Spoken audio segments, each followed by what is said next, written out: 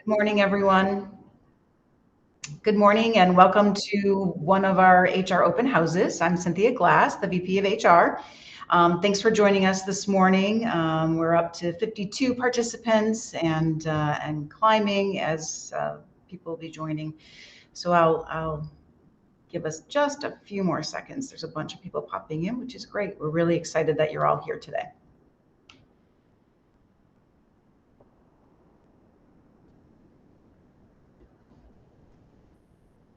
Hi, Nadia. I see you in the chat. We are rescheduling the reevaluation process because we had a big announcement yesterday, and we thought that everyone would be very interested in remote work. So we will reschedule the reevaluation workshop open house for a later date. We're also interested in hearing what you want to talk about, what you want to hear about. So please, shoot us a message through the HR Solutions Center. If there are any other topics, HR topics that you're interested in us, including in an agenda, a future agenda open house. Okay, so I want to see by a show of hands or put in the chat. If you are excited that we are continuing remote work. All right, yay. Okay, good. So this is all good news. I'm excited because I think this is an important part of, the workplace today and post-pandemic, and it's something that is probably never going to go away in some form or fashion. But the challenge is to figure out how to make it work for an institution. As we all know, FIT, our focus is to serve students. During the pandemic, students, didn't have a great experience. They want the interaction. They want to be on campus. They want to have that college experience. And we're all a part of making that college experience excellent for them. So many of us are, providing, for instance, HR, student workers. They need to come and do their I-9s when they get onboarded. We can't do that virtually. There are, many areas of the college that's such a crucial part of the work that we do that I personally don't believe that we could ever be a remote work environment. It's just not the work that we do. So the challenge is to figure out how do we balance employee interest and employee morale with the work. And so what we're going to talk about today is the continuation of the remote work program. It is a pilot program, a joint pilot program between the UCE and the college administration. We are signing another extension of the original MOU with some modifications, and those were, you saw those yesterday in the letter that you received, the email that you received, talking about expectations. And we're going to go in depth a little bit further today on that. So what I'd like to do is if you have questions, put them in the chat. I'll get through the presentation and then we'll do Q&A, and we'll have a dialogue. You will have a chance to talk as well, but I think just some of the main points, it'll be easier for me to get through this way. Okay, here we go. So let's see if I can get the slides to change. There we go. All right, so mentioned that it was a pilot program. It still is a pilot program. In 21-22, we were learning, what worked, and we committed to evaluating the program. The review, many of you participated in the survey. We had great participation from staff and supervisors. And this is what we found. What we expect and what we find in the literature around employment and HR is that there can be and often is increased productivity. I know that on the days that I've been able to work remotely, I have less interruptions. Obviously, I don't have a commute time. I usually start work earlier because I'm not commuting, so you can get right to it. There isn't the getting settled, once you get off the train or the bus or however you commute. Less distractions. Certainly when you're in the office, there are people, which is great, and distractions are good, and community is good. And so that's why Again, I don't think that we would ever want to be a fully remote institution because that interaction is important. But there also are days that we can get a lot of work done without distractions and yet still be accessible. We all know using technology during the pandemic, can be productive.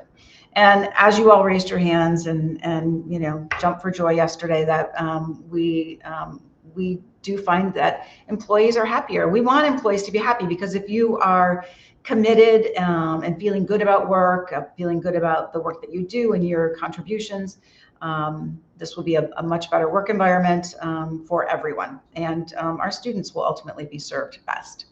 So the negatives, there are negatives. And this isn't just at FIT. This is about, a new world of work. There have been some people who have been doing remote work and there's studies about the negative impacts on interpersonal relationships. When we are not in person, we know the impact of social media. When we don't talk to people face to face, there are some people may have more, what's the word? Feel like they're safer to say things they might not say in face to face. So the interactions aren't the same. 1 day a week is manageable. Again, if you're being productive, but we need to think about the impact on relationships and how the remote work affects that. There's been inconsistent application of the program across the college.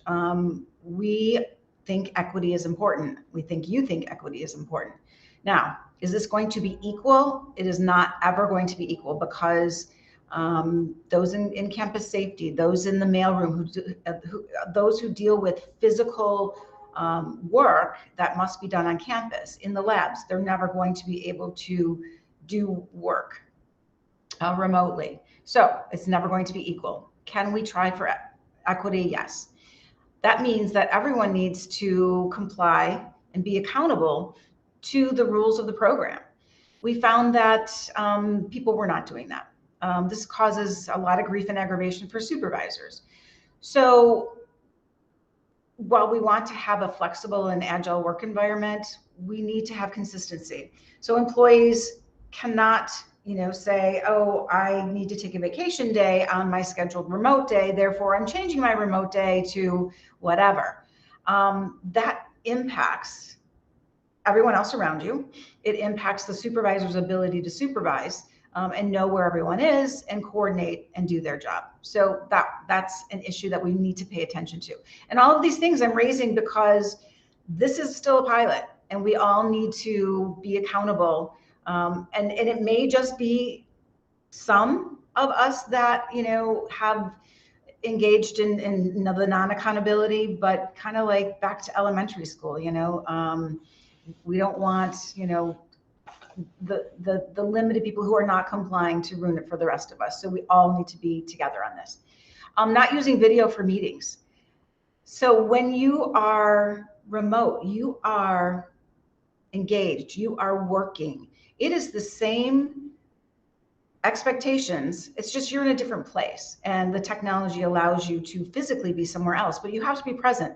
You have to be on video so that we reduce those negative impacts on interpersonal relationships and conversations. And technology is, great because we can do that, but you have to still be engaged. Lack of availability. We found that people have just disappeared during the day. If you are getting up in the morning and commuting and getting to work, you're physically here, you're engaged. The same thing needs to happen at home. You're getting up or wherever you're working remotely to your home office. You need to be there, present, dressed appropriately, and on camera. We have had complaints that, people disappear. One of the things that I have heard is that, well, I had a repairman coming, to take care of something. So I had to jump offline. Okay, well, what would you do if you had to leave campus to go take care of something at home? You would use personal time. You would put an out of office message. You would record your leave time, right? So we've gotten a little lax. If you are remote, it doesn't mean that between 9 and 5, your regular work hours, that you, just because you're not physically here, that you can go grocery shopping, or that, you can run and pick up the kids and then, do work till 6 o'clock. All of the things that apply, your schedule, your communication with supervisors, your leave time, has to be discussed with your supervisor and accounted for. Okay, so I think you get the message. The remote work program itself. Let's see if I can get us to here. And I don't know if it's going to let me show you that or not. I'm just going to go through. I am on the FIT web page. It has been updated. It is under HR, current employees, and then work from home. And basically, it is all of the guiding principles that we've talked about, that you've read, that you will read again when you apply for spring semester remote work. Talks about, oh, thank you. Lonnie is great. Got me in there. All right.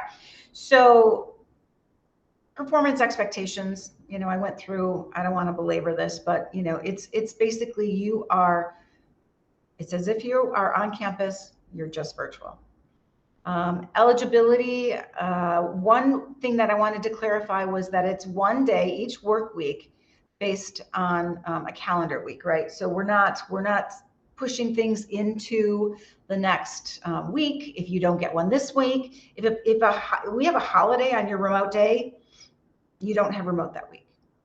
And it just, again, we have to make this as easily administratable as possible for supervisors. They can't be asking, where's so-and-so today, and figuring that out, especially for larger departments. This semester, we start February 6th. We have, and actually back to my slides, we have a week this week, the end of this week, for you to apply. And then next week, all the vice presidents will be looking at the request together. So I'm scheduling a meeting so that we look at it from an institutional perspective. Again, back to that equity. Was there a situation last semester where one person in a position, not the person, but the position got approved in one department but not another?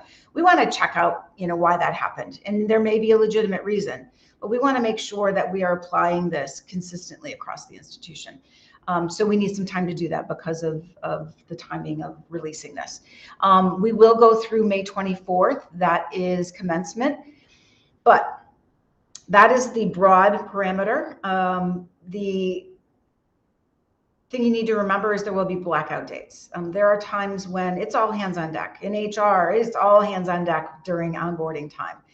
We can't do our jobs if everyone isn't coordinated on campus, doing what they need to do, preparing for and supporting each other for emergencies and so on. So you may have blackout periods that will be communicated to you. Right. How about, we'll go through request process in a bit. Modifications. So just a reminder that if it's not working in your area, your supervisor has the right to cancel it and, remove, deny, revoke the privilege. If you're not complying with the rules, if the work is being negatively affected, if students especially are being negatively affected, they're going to give you 2 weeks notice to, give you a transition back time, but it could be canceled. The rest are employee responsibilities. Again, actively engaged, on video, coming to campus on a remote day if there's something really important. Just because you're scheduled for remote doesn't mean that you might not be asked to come in, in a special situation. We don't expect that to happen a lot, but know that it could. I think the rest is really pretty self-explanatory. I want you to go back and definitely look at that. Lonnie, I'm going to grab the screen again and go back to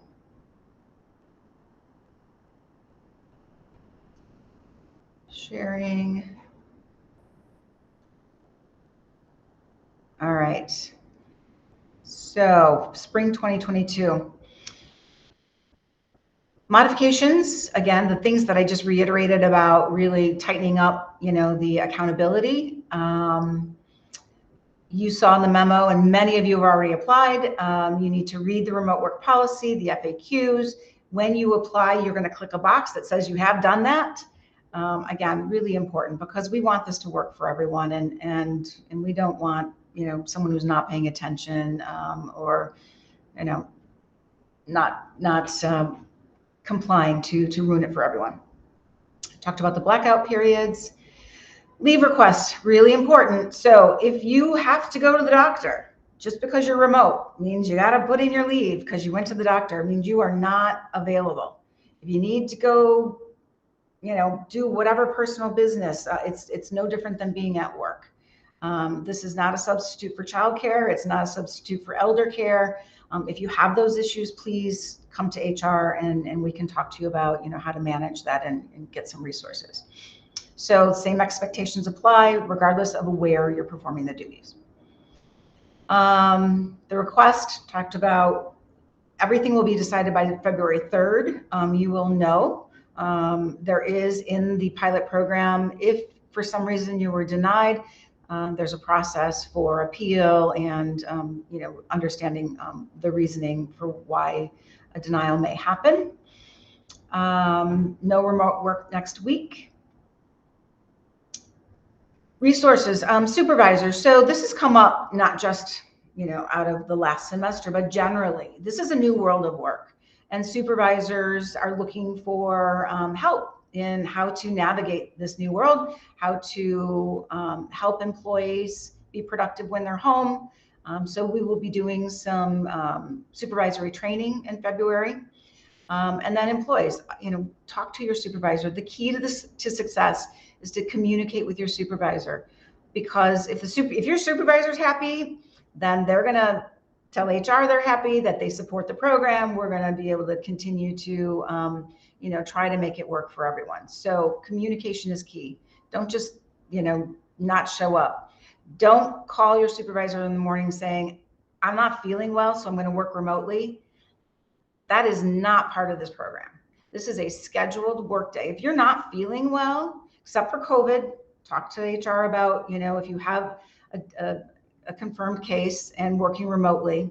But if you're not feeling well, you cannot call in remote. That's not an option. That's whoever thought we'd be having these conversations. But I think generally we're in a good place. That's the end of what I needed to say today. So, all right, I am going to scroll into the chat. I don't think I see any questions. Does anyone have comments or would like to share any of your experience while you were, good, bad, otherwise? Suggestions? Hi, Cynthia. It's Isolina. I have more so of a comment than a question. Sure. So when that email went out yesterday leading up to today that I had an appointment, while we understand that there needs to be blackout days, I think that the blackout dates for art and design and business and technology are excessive. I believe we don't get to start remote until the 27th of February, and it ends on or about May 10th. And I was just wondering if you received any feedback as to why they feel the need to have so many days blacked out. I have not gotten any feedback. I think that is clearly a management prerogative. We can ask for, what is it that is happening, for that prolonged period. But that is a provision of the program that, we have to be able to ensure that startup and students are served. So I'm happy to follow up with the deans if you'd like. Thank you. Yes, thank you. Cynthia, this is Roberta, and I'm piggybacking on Isolina's. Please do follow up, okay? Because the School of Liberal Arts also serves students. So it's, for some schools to pick and choose and others not. And I'm not saying that the School of Liberal Arts should have that. I'm saying the School of B&T and Art and Design should reconsider. Did liberal arts send anything out? No, No. no. Because I think that the deans were coordinating, so I don't know that it's different across them, but I'll follow up. Well, we have liberal arts staff here. Amy? Yes, no, we have not received anything yet. Okay. I have a question about Oh, and Mary too. this Mary. process. Hi. Like many offices, we have departments that share a space. And we try to schedule it so that a person from one department and the person from the other department don't take their remote days on the same day. Now, if someone is sick or on vacation, can we ask that other person to come in on their remote day? Absolutely. And I work with the chairs and the dean because that is what we all have to work together to make this work, because if students are not served and offices are not open, I don't predict this is going to end well. Okay. So that means we can speak with, I can tell the staff that this is the case, and they'll either have to change the remote day for the rest of the semester or be on call if somebody else is sick or on vacation. The key is to work together to make this work. I mean, and I'm not going to be out there policing this. We all have to do that and work with each other to support each other to keep the privilege. And Cynthia, it's Isolina again. I just want to mention something about what Mary said. While things happen and people do become ill and can't come in, some people don't live right around the corner. If someone is out ill, they may not contact the department until the morning of. So how would you expect the other employee to come in when, they've been just told at, say, 9 a.m.? Well, then, we'd have to talk about obviously excusing them for their commute time, but expecting them to come in. I think these are very specific situations. We can, cross that bridge if it actually needs to happen, but flexibility is key.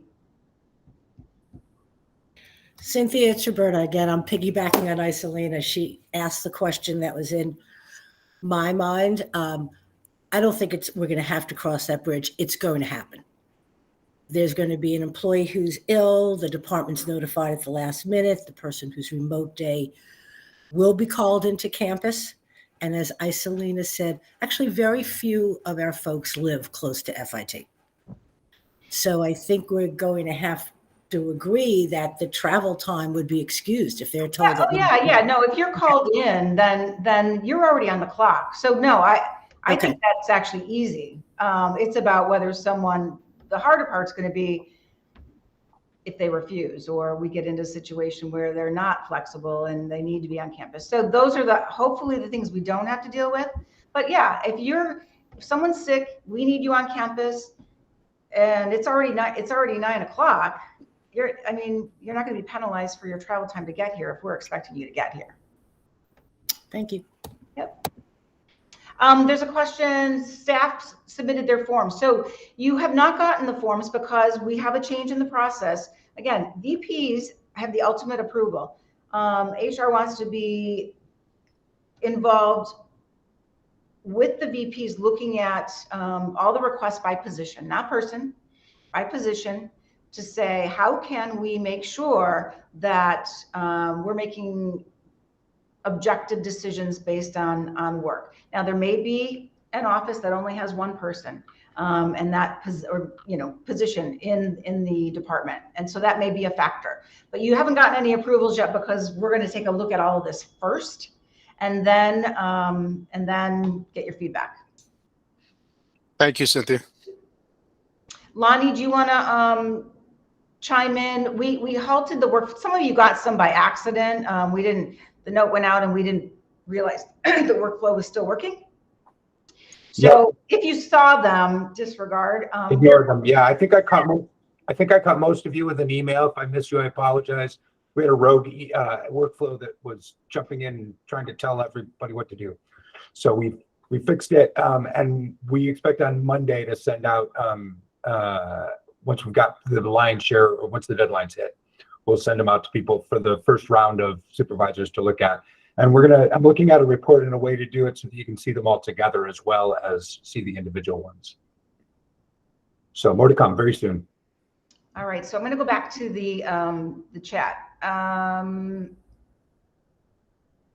Excessive, summer. Summer is up for grabs. I think we need to, we'll continue talking about it, but it is not available at this time. Again, I encourage everyone to do what you can to make this work, encourage and support each other, so that we have, good feedback at the end of the semester, so that, we can continue to work through this. Yeah, at some point, it'd be nice, Dakota, to get this to a place where it's a regular thing. We're not there yet. There's too many things that, again, the challenges that I raised that need to be addressed. I've worked here for a year on February 28th. Am I still eligible to apply? As of February 28th, congratulations. Art and design, let's see. Forms. I thought employees needed a 24-hour notice to come in on their remote day. You know what? I'll check the original guidelines. We may need to discuss that. So we may need to talk about changing that. Again, I think this is a work in progress, but thanks for pointing that out. And my team, somebody note that so we can do that. Suppose the other person were on vacation rather than working remotely. Would they be expected to come in? No, because they're on vacation, right? And if it's an approved vacation, of course, that wouldn't, Maybe they mean vacation of the other person. I mean, I think Ellen Davidson's point is that, things happen and there may not be coverage. Okay. Yeah, there are, but that should be the exception, and we shouldn't just accept that as the rule. Blackout dates also apply to administrators. Actually, yes. Okay, thank you. Administrators do not, if they're non-bargaining, they don't fall under the program. However, we're following the same guidelines. So again, form. During COVID, we had to fill in a weekly form. That's up to your manager, your supervisor, about what their expectations are for, communication and reporting what you're working on. Jordan said that summer it would be least impacted by staff working remotely. Again, it's under discussion. I have to say, we've been made aware that people just disappeared in the summer. And it's not everyone. Again, we do not want one or two cases to ruin it for everybody, but it's something that we need to look into. New employees started working this year eligible, not until they hit a year. But then they can fill out an application and then go from there. Because again, this is a good thing. We want new employees to be here for a year because it's so important, to get acclimated and onboarded and learn your job and have that face-to-face support. But at some point after a year, it may be possible to do a day remote. Gwen, you had your hand up. Actually, I didn't. I hit that by accident. Okay. But thanks for asking. Sure. Anyone else have their hand up that I missed, or any other questions that we didn't cover?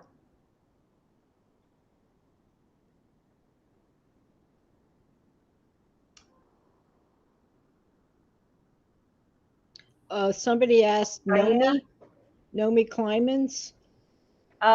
What departments who only have one staff person in terms of needing to keep the office open every day? It's a challenge, and that's something that we're looking at, because if we're open, then we need to look at different configurations of staffing and coverage, and that's a separate conversation that's come up outside of the remote. But the remote brings it to light even more.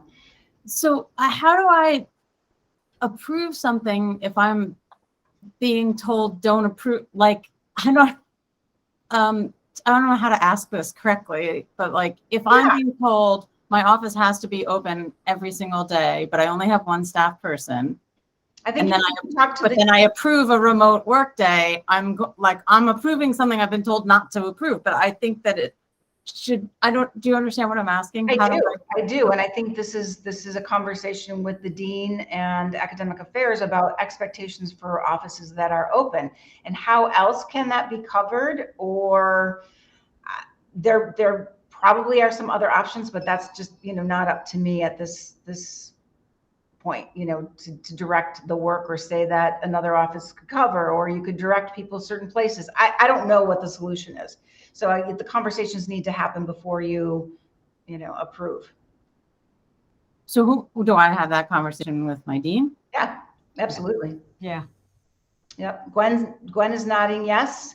Your dean and academic affairs, and I think it's a bigger question about how academic affairs and other departments serve students, and maybe this is going to result in a better way to do business. Who knows?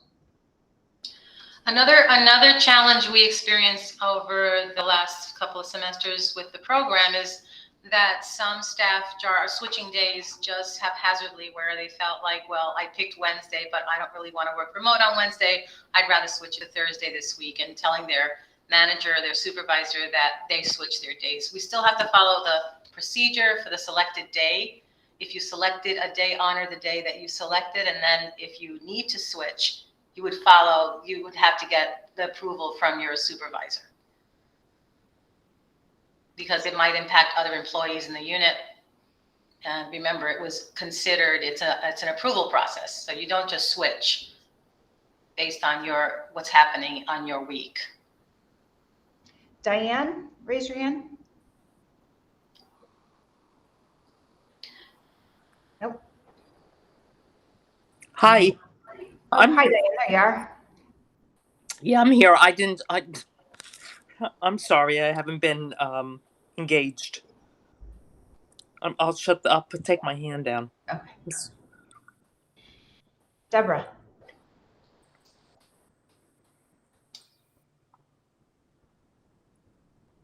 Deborah Carroll?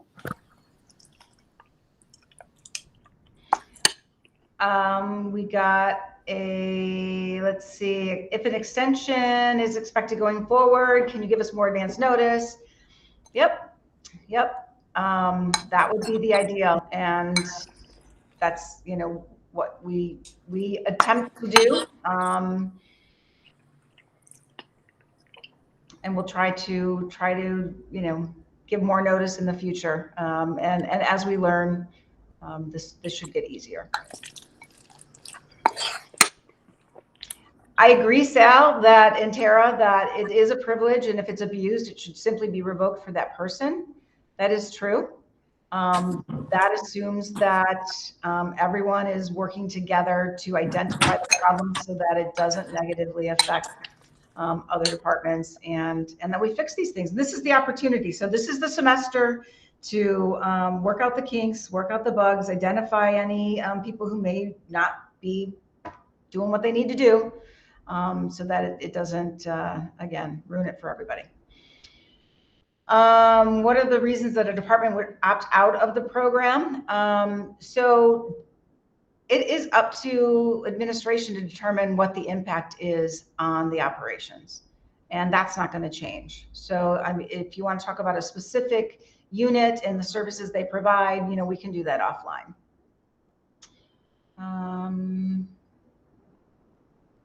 Yeah, I think part-time to full-time within the last year eligible. Roberta, how did we handle, Iselina, how did we handle that? I think we counted their part-time time, right? It wasn't about the number of hours. It was just the data hire. They had been here X number of years, even as a part-timer, so we would say they're eligible, right, Isa? Esther, I think we all agreed on that, correct? Yeah. Yeah, I think so too, yeah. I think so. I think so. I don't have it in front of me, but I do believe that's correct. Yeah. Roberta. Yep. We're trying to be inclusive and make sure everyone whose job it works for has a chance to do it. All right, we're at over 100 participants. I want to thank you all again for joining. I know it's a really important topic to all of us. It is something we want to continue, make work. If you have any other questions, send them to the Solution Center. Give me a call personally. Give Esther a call. Dimitri, one last question. I joined a few minutes late, so I'm not sure if it's been brought up already, but it looks like the workflow form hasn't worked yet because my subordinates are reporting to me. No, we held it back because we want to look at them and then send them as a group. So you're not getting them one at a time and approving them, as one-off. So we want you to look at them collectively. I see. Yep. I see. All Okay. right. So Thank you. stay tuned. Thank you. All right. Thank you, everybody. Have a great weekend. Thanks, everybody. Thanks, Cynthia. Bye-bye. Cynthia, Stephanie has her hand up. Stephanie? Sorry, I was only able to just join because I had a training. Did you state the time frame for supervisors to approve requests that come through? I was just looking for it real quick. So we have to have all applications in by the 30th. So by I think the next day, the next morning, they'll go out as a group, and then the VPs will review the final probably around Wednesday or Thursday, and then by the end of the week we'll get the final approvals out. Okay, so if there's a gap between that, are we to continue our work from home day, or do we have to wait until the approval? No, in the email we do not have remote work next week. Okay. Cynthia, I see something in the chat that says, I'm not yet teaching remotely. I taught hybrid last semester. There is no remote teaching. No, this is not about for teachers. This is just for staff and administrators. So if you are scheduling any teaching assignments are per the course schedule in AOP. So, all right. Hybrid teaching, blended on campus and face-to-face or remote. But that's synchronous remote. Correct. We have lots of definitions these days. All right. Thanks again, everyone.